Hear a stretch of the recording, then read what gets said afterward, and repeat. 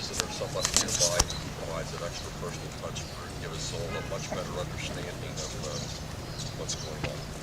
Thank you, Kevin. The benediction will be delivered by Reverend Haynes.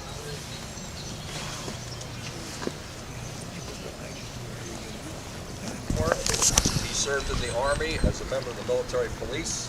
His son Andy is an Eagle Scout with this troop, and he lives down at University Place. Please welcome Kevin Kahn.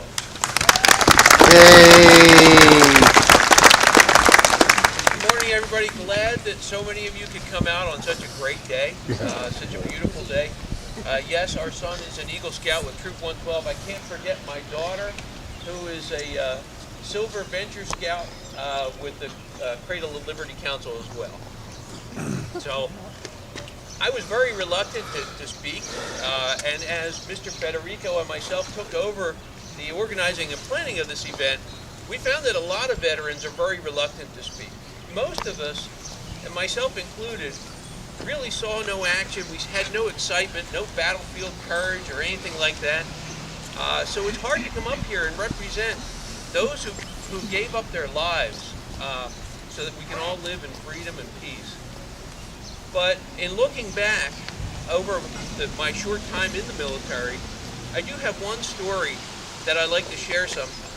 So it was back in the mid-'80s when I was down in Fort McClellan, Alabama.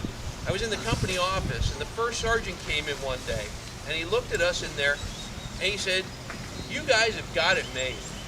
And we thought, what the heck is he talking about? We've got it made. So we asked him, and he said, "Well, when you go out those gates, you go out in town, you get on a plane, on a bus, on a train, you go into a restaurant, how do people react?" We were kind of dumbfounded. We said, "Well, people ignore us. It's like we're not even there." And he said, "How great is that?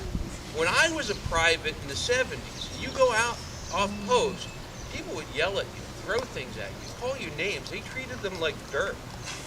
And we thought about it for a little bit, but it was hard for us to make a connection there.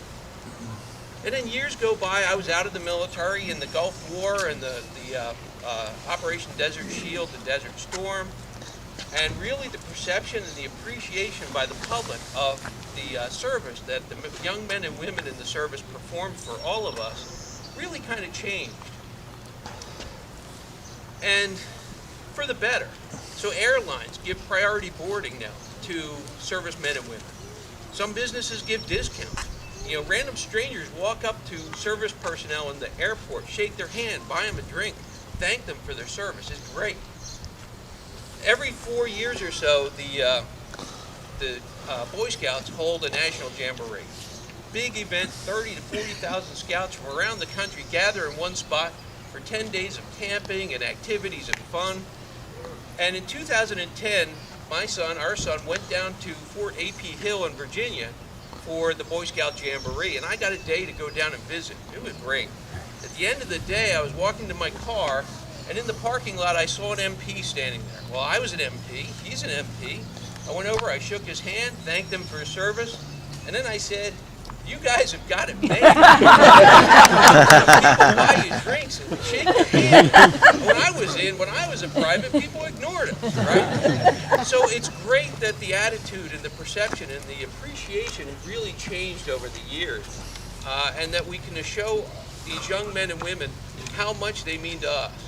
So today is a special day to really remember and honor and commemorate those who paid the ultimate price, who gave their lives in defense of our freedoms and liberty.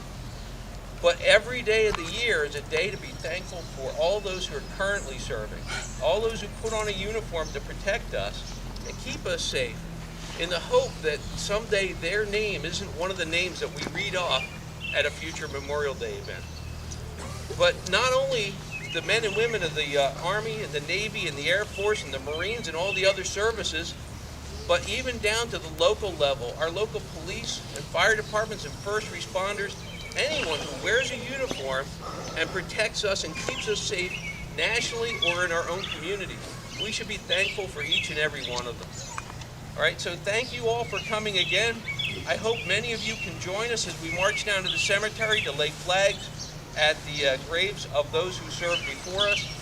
It's a great event. Thank you again. Yay!